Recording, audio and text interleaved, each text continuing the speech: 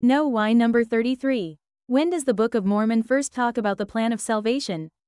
몰몬경은 언제 처음으로 구원의 계획에 대해 언급하는가? Post contributed by Scripture Central. 이는 죽음이 만인에게 임한지라.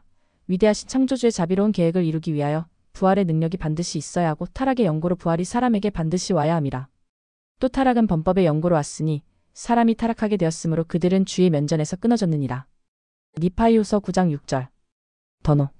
성경에서는 구약과 신약 구원의 계획이라는 명칭이 전혀 등장하지 않으며 이 계획에 대한 상세한 설명도 없습니다.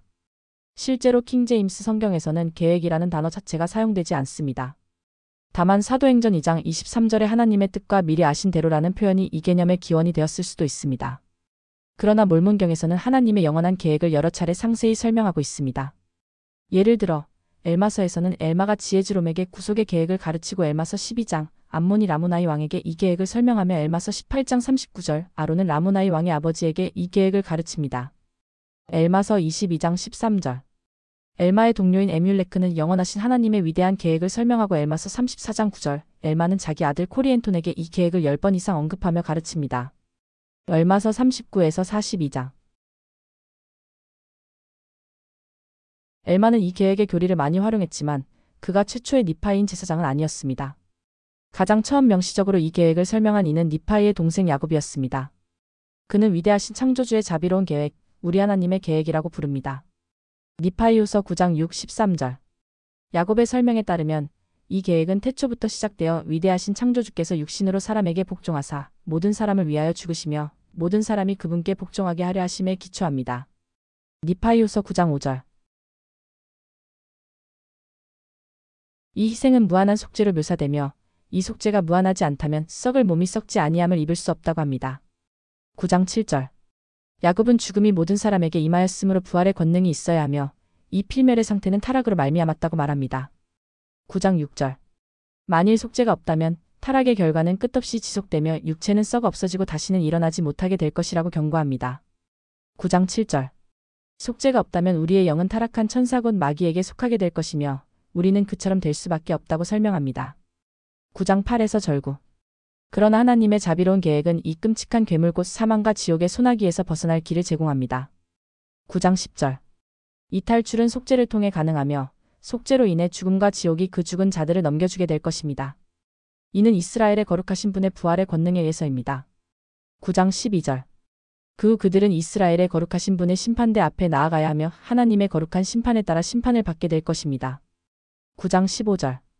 야곱은 이어 말합니다. 위로운 자는 여전히 위롭게 되며 더러운 자는 여전히 더럽게 될 것이라.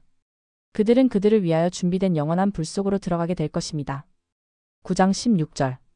반면 위로운 자들 그들은 하나님 나라를 상속받게 되며 그들의 기쁨은 영원히 충만할 것입니다. 9장 18절. 이러한 계획에 대한 야곱의 이해는 그의 아버지 리아이로부터 이어졌습니다. 리아이는 야곱에게 마지막 축복으로 이 교리를 전했습니다. 그는 사람의 타락으로 말미암아 길이 예비되었고 구원은 자유로이 주어진다고 가르쳤습니다. 니파이후서 2장 4절. 또한 거룩하신 메시아께서 죄를 위한 희생을 드리시며 육신에 따라 자신의 생명을 버리시고 다시 성신의 권능으로 그것을 되찾으신다고 가르쳤습니다. 니파이후서 2장 7에서 8절. 리아이는 부활 이후 모든 사람이 하나님 앞에 나아가 진리와 거룩함에 따라 심판을 받게 된다고 했고 니파이후서 2장 10절 결국 선택은 둘 중 하나라고 했습니다. 자유와 영생 혹은 속박과 사망. 니파이후서 2장 27절. 리아이는 또한 야곱에게 한 천사가 하나님 앞에서 타락하여 마귀가 되었으며 그는 모든 사람을 자기처럼 비참하게 만들기를 원한다고 가르쳤습니다. 니파이후서 2장 17, 27절. 이와 같은 교리들은 야곱이 창조주의 자비로운 계획이라고 부른 것입니다. 니파이후서 9장 6절. 이처럼 리아이와 야곱은 같은 교리를 가르쳤지만 각자의 초점은 달랐습니다. 리아이는 타락, 대조 선택의 자유에 집중했고 야곱은 속죄, 부활, 심판과 결과에 더 큰 초점을 두었습니다. 엘마는 시대적 필요에 따라 회개, 구속, 정의와 자비, 그리고 인의 영원한 행복을 강조했습니다. 더 와이. 리아이, 야곱, 엘마 등 니파이인 지도자들의 가르침을 비교해보면 다음을 알 수 있습니다. 비록 야곱이 처음으로 계획이라는 단어를 사용했지만 그 개념은 리아이로부터 이미 계시된 것이었습니다.